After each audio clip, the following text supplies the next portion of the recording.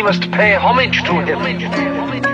Habang ako'y naglalakad sa eskinita, biglang may nakasulubong, may hawak na 8.30. Bigla akong pinahinto, mali ko ba kung ba't ganun? Agad nila akong nilapitan, sabi ka pa sa pantalon. May tinanong sa akin yung isang nakaitim kung kilala ko doon ba yung pangalan na may alisim. Agad ko na masinagot, tanong nung nakaitim, hindi ko po kilala yun, ako lang po ay nagatid. Tila ba yung mga paningin nila sa akin ay nagdilim, itinutok 38, ipinotok sa akin. Bigla akong bulagta, dugo ay lumalanak, iniisip ko na lang yung pamilya ko anak. Paano na yung nag-iisa ko na anak? Tatanda na lang siya nang walang ama. Asa na ang hustisya ng mga mahihirap? Bulok na ba ang sistema ng mga parak? Malulutas pa ba ang gera at patayan ng hustisya lang ba ay para sa mayaman? Panuwang mahihirap?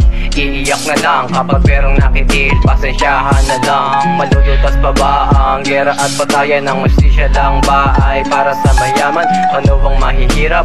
Iiyak ka lang kapag merong nakitil, pasensyahan na lang. Palaisipan pa rin sa akin ang mga nangyari. Tama ay ang mali pero tama din ang dinali. Kalakaran bulok, pinapaandar lamang ng pera. Na kung mahirap ka di bagay magkaroon ng ustisya. Napapamura na lang ako at napapasindi. Kung ba't ganito sistema sa Pinas puta ang tindi. Nakakaawa ang mga nawalan ng mahal sa buhay, nang dahilan sa pera handang kumitil ng buhay. Ang mga walang kwentang silot dapat iligpit, isilid natin sa kahon, talian ng mahigpit. Baliktarin ang tatsulok para sa mga duka, magkakaroon din ng biyaya yung walang napala. Patawad, alam kong hindi ko to dapat sabihin, pero nandito na pwede ko pa ba tong ulitin. Baliktarin ang tatsulok para sa mga duka, magkakaroon din ng biyaya yung walang napala.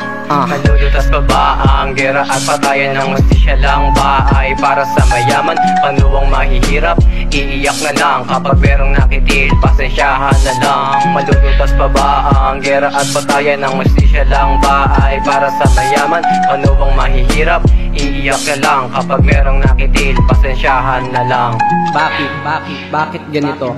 Tao lang din naman kaming katulad nyo. Sa plato nakain, bigas din ng pagkain, may buhay din. Bakit kung ituring nyo kami parang isang alipin? Eh pare-parehas lang naman tayong Pilipino.